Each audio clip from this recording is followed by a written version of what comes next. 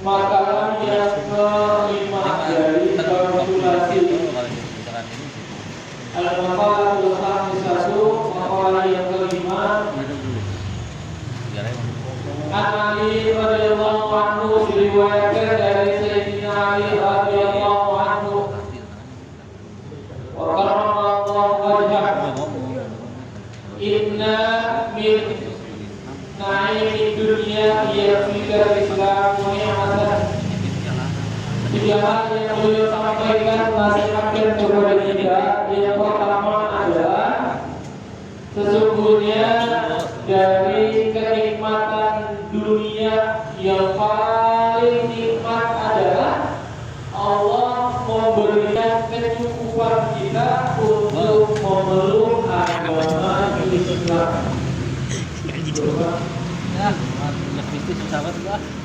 Di antara sekian nikmat, sehat, nikmat panjang umur, nikmat berkah rezeki, itu semua tidak ada apa-apanya dibanding dengan pemberian nikmat bahwa sampai detik ini kita masih beragama Islam.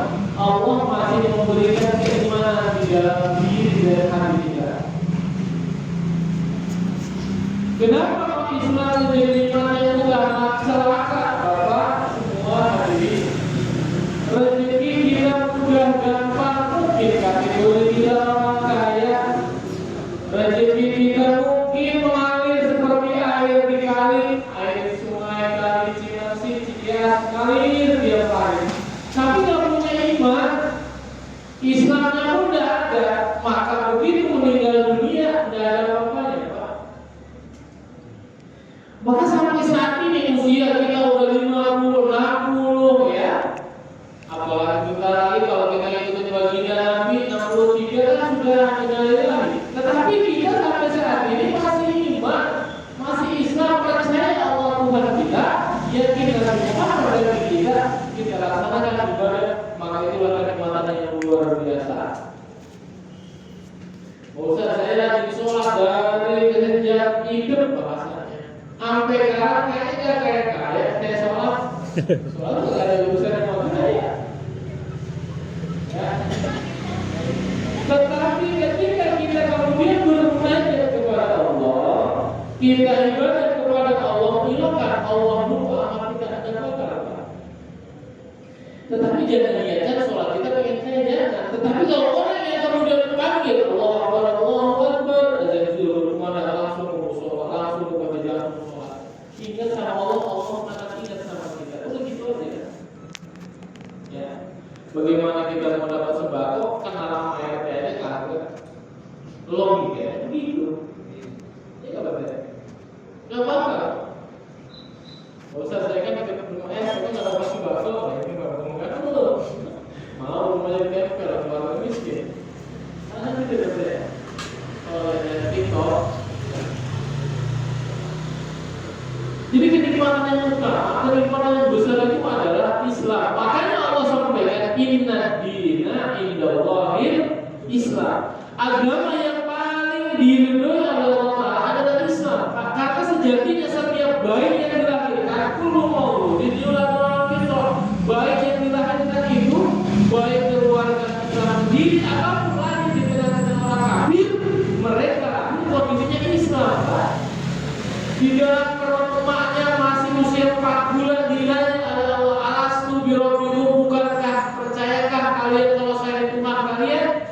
Bayi janin yang ada di dalam perut emak itu ngomong, qalu bala syahidna, iya saya yakin percaya engkau Tuhan kami. Begitu betul lahir di dunia, siapa yang berubah? Yang berubah adalah orang tuanya. Mau dimasukin Nasrani, Yahudi, Islam, silakan orang tuanya yang mengelola hidup anak. Ya. Jadi alhamdulillah ya Allah, kita ujian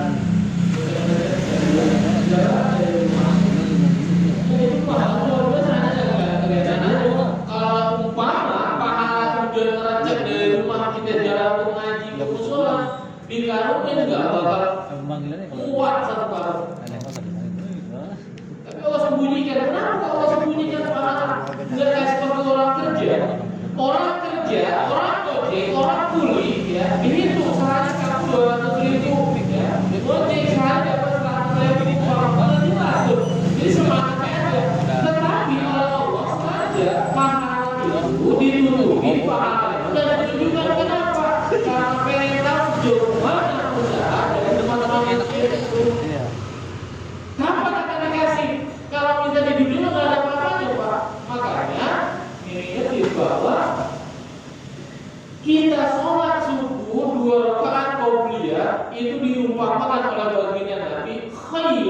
lebih baik bahasanya, lebih utama dari dunia dan isinya. Umpama dunia ini semua milik kita dewek, isinya apa? Ya duit, ya mobil, ya rumah, ya pekarangan dan lain sebagainya, milik kita semua, dunia beserta isinya, dibanding sholat subuh 2 rakaat kemudian itu tidak ada apa-apa.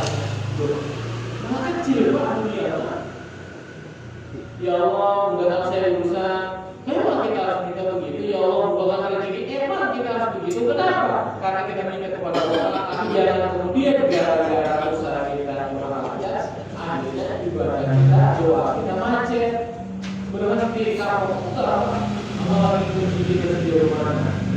Makanya yang paling utama, kenikmatan yang paling utama Allah cukupkan keislaman di dalam diri kita. Karena apa? Dijelaskan oleh baginda Nabi, ada sekelompok segolongan orang paginya ngaku Islam, begitu sore udah kafir. Makanya kita bersyukur ya dari pagi kita muslim, kemudian kita pagi kita dalam kondisi Islam luar biasa. Allah begitu sayangnya sama kita ngasih kenikmatan itu. Maka mumpung kita sehat, kuat jalan, ayo kita selalu sholat, ayo kita ngaji, ayo kita ibadah. Kalau udah nggak kuat jalan kaki ini, kalau badan kita udah lemas, cuma berbaring di tempat tidur, maka ada apa-apanya. Penyesalan kita itu nggak akan terjadi apa-apa. Ya, mungkin kita sehat, ayo seperti seminggu sekali, rutin kita di bawahnya. Insya Allah kita jadi apa yang kemudian harapkan kita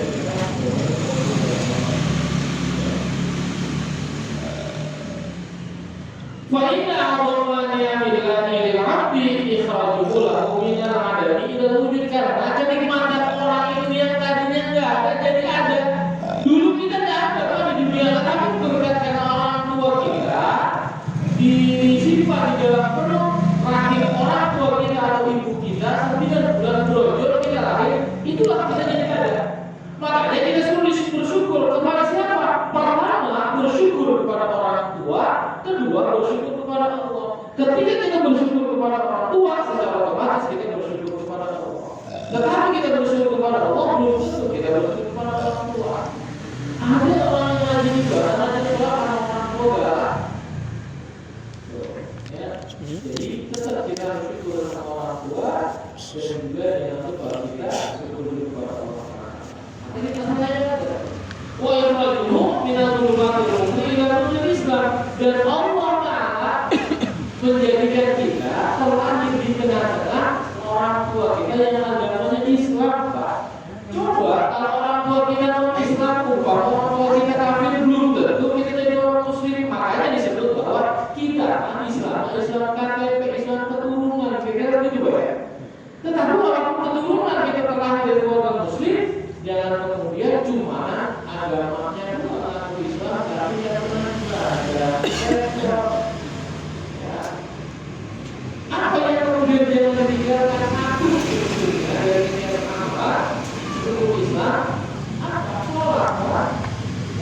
Syahadat, kalau kita dilahirkan syahadat, lagi baru brojol aja berbiasa di kuping kanan, di muka kiri, itu udah Islam kan sebetulnya secara kemudian sholat inilah yang dihidupi. Kenapa? Zakat sebulan belum tentu. Yang sudah kita lakukan adalah setahun sekali. Puasa itu setahun sekali. Haji pun berbeda mampu. Maka yang dari 5 tersebut yang harus kita lakukan rutin setiap hari adalah sholat. Ya, jangan tinggal sholat. Bagian kita sibuk, Allah Maha tahu. Zuhur jam 12 kita sempat sholat jam 1 karena repot, karena lagi di atas pohon, lagi nyengetin lamputan, lupa. Ya ada masalah, insya Allah Allah Maha tahu. Yang penting kita jangan lupa, jangan tinggalkan sholat. Ya, itu kenikmatan apa istilahnya. Kemudian, wa inna minasyukli yakfika atau atuk syukran fata'atillahi ta'ala atau mustajab. Sesungguhnya kenikmatan yang terbesar yang kita lakukan adalah apa? Kenikmatan yang kita lakukan, kesibukan dari nikmat yang kita lakukan adalah kita menyibukkan diri dengan taat kepada Allah Ta'ala. Nyambung sama tadi. Kita rajin sholat, berarti kan kita udah taat juga. Model kita kayak gimana, emang kita begitu, umpama kurakan, kita kayak gimana, kayak apa? Tapi sholatnya yang juga kenapa? Kesibukan baik dalam adalah kesibukan diri kita dengan taat kepada Allah Subhanahu wa Ta'ala. Kilokan sehari semalam 24 jam, sholat 5 menit kadang-kadang dulu. Nah begini Pak, kita di pabrik, ya pabrik aja tahu pasti ada jam istirahat, entah jam 12, entah jam 1. Ketika jam istirahat, jam 12 atau jam 1 kita sholat. Ya, ini yang kedua. Kita laksanakan di musola berjamaah, tapi kalau enggak ya karena kita repot ya di rumah laksanakan. Karena secara mazhab ya, secara mazhab sebetulnya kita itu banyak menganut mazhab Imam Ahmad bin Hanbal. Kenapa? Karena kalau bicara sholat Imam Syafi'i ketika seorang diwajibkan sholat, maka sholat itu seorang laki-laki harus dilakukan berjamaah. Ketika kita tidak berjamaah, berarti kita melanggar aturan dari mazhab Imam Syafi'i.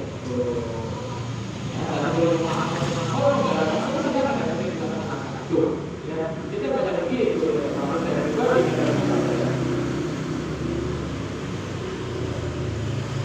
dua, apa lagi ya? Dua tiga, karena nasihatnya ada tiga. Wa inna minal ibrati ay al-ibrati yakfikal mautu ibratan fa inal mauta akbarul mawa'id linnasi. Yang ketiga nih, evaluasi introspeksi nasihat 2 apa nasihat 2? Dijelaskan bahwa sesungguhnya kenikmatan yang terbesar adalah bisa kita mengambil ibrah, mengambil nasihat yang paling baik buat kita adalah al-mautu, proses yang namanya kematian. Ingat kita Pak. Jadi jangan berpikir bahwa kita itu akan hidup kekal, nggak bakal Pak. Nggak usah sampai 100 tahun kan? Ya walaupun ada mungkin orang yang sudah 100 tahun yang masih ada. Itu pun kalau diprosesasi 1/1000 kali, ya. Jangan sekali. Kenapa? Orang kalau dulu usianya 70, 80 atau 90 udah ya. Jangan merasa pikiran kan kita rasanya awet muda loh. Umur udah 60 tahun merasa kayak baru usia 20 tahun. Saya usia 40 sekian ya. Rasa masih usia 15 tahun, 17 tahun begitu. Manusia orang begitu, Pak. Usia udah 40 udah 50 rasa masih muda loh. Benar ya? Rasa kenapa? Ini coba kita. Makanya ketika kemudian kita hadir datang ada saudara kita tetangga kita yang meninggal, kemudian kita bertaziah, kita tahmid ya Allah. Hari ini saya duduk di sini mendoakan si fulan, dia teman saya mudah-mudahan ada orang ya Allah, kenapa saya dipanggil gitu. Ya rasanya itu yang orang mati. Maka nafar bil mau ada bagian tadi cukup. Suatu proses kematian itu menjadi nasihat buat kita. Ada apa? Ini ada jalan rata muda dulu. Ada rasanya kayak bocah dulu. Kenapa? Karena kita usianya udah di atas 40-50 tahun, bahkan mungkin 60 tahun. Ya, kalau udah 60 tahun udah dekat-dekat hati-hati. Ya, kalau udah naik motor udah lampu kuning gitu, ada lampu merah.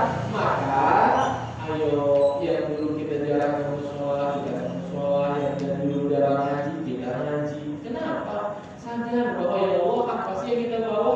Kita capek kerja, siang malam, pagi sore terus kerja. Mati kita dicoba. Ya. Punya mobil cakep, motor bagus, rumah mewah, mentereng, mati mah ditinggal. Ya.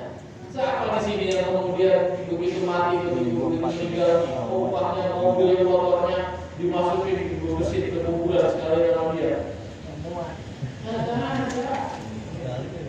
Kita lagi dalam kondisi tidak bawa apa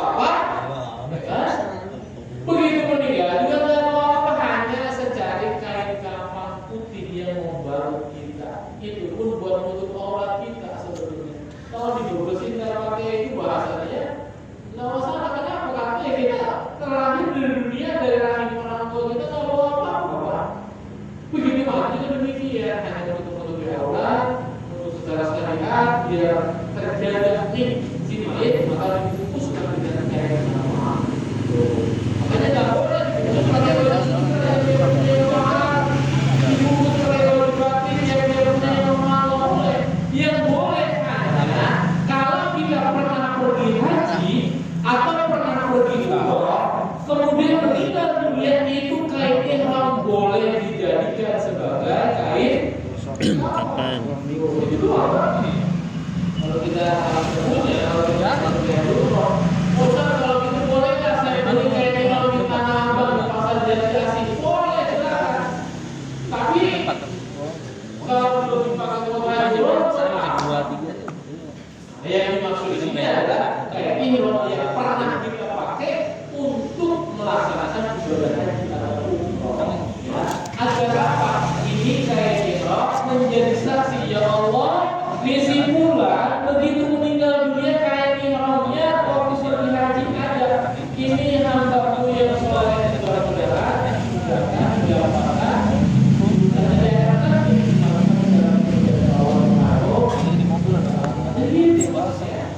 jadi jangan berubah lagi karena nggak tahu ya. Kalau tiba-tiba berkata mati itu dasarnya secara tiba-tiba, makanya kadang-kadang kita ngobrol suka berpikir iya ya. Baru di mana ketemu kita ngobrol 2 hari yang lalu, soalnya sehat-sehat terus kamu udah mati, nggak bisa. Dia nanya apa kondisinya, nanya dirinya sendiri, dan itu sudah bisa diluapkan, nggak bisa diceritakan, nggak bisa disampaikan. 40-an sebelum meninggal dunia, dia sadar bahwa dirinya telah meninggal. Dia melihat keanehan, melihat sosok manusia, sosok makhluk manusia, sosok makhluk yang mengerikan, sosok makhluk yang belum pernah dia temui sebelumnya, dan itu memberikan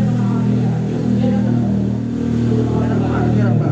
Dan dia belum bisa diungkap, belum bisa diutarakan, belum bisa diceritakan. Yang bisa hanya dirinya sendiri. Ya, jadi orang itu sebetulnya sebelum meninggal sudah tahu. Hanya orang sekitar sekitarnya ada hubungan dia mau ada ngomong ya, ngomong jual-jualnya ini pertemuan terakhir, jadi kita akan ketemu lagi. Benar sekarang ada bisa. Makanya ngomong jangan sembarang ya. Ini makan terakhir ini sekarang nih. Nah, akhirnya besok itu ada. Makanya kejadian kayak begini ya. Allah tidak akan mencukupkan, Allah tidak akan menggunakan ya. Terus ini soal itu sampai itu maksudnya apa? Ketika itu orang sebelum meninggal, ya Allah, maafkan punya rezeki ini, saya nyari air dari ujung barat sampai ujung ke timur, saya ketemu di ujung barat. Ya Allah, saya nyari makan bangsa sepiring nasi, bangsa sesuap nasi, tidak nemu nih dari ujung barat ke ujung timur buat si fulan. Apa kata Allah? Rezeki hambaku itu sudah dicukupkan. Kenapa? Karena setiap kita itu sudah ditargetkan, Pak. Sudah dikasih kecukupan. Contoh, kita dikasih 1 miliar dari sejak lahir sampai meninggal dunia, rezeki kita itu ditopang kalau secara duit 1 miliar. Maka kalau sudah cukup 1 miliar itu usianya mentok ke usia 50 sudah meninggal. Makanya begitu. Kadang-kadang ada orang yang sakit dirawat di rumah sakit, begitu sembuh pengen makan paya, habis makan paya tiba-tiba mati. Memang begitu. Takdirnya akhirnya itu adalah untuk menggerakkan, mencukupkan rezekinya. Allah kasih paya dia tuh makan, mati habis makan paya, bukan karena paya, bukan. Orang ngopi, ya, habis ngopi makan sembarang, biasanya mabuk tuh begini-begini, katanya. Kalau mati umpamanya bukan karena pepayanya, bukan karena semangkanya, bukan, tetapi karena Allah mencukupkan rezeki orang sampai di sini.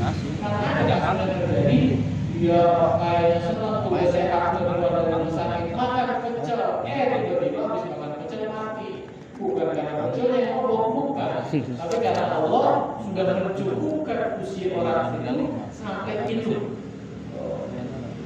kami pakaian kerja. Karena khawatir ini.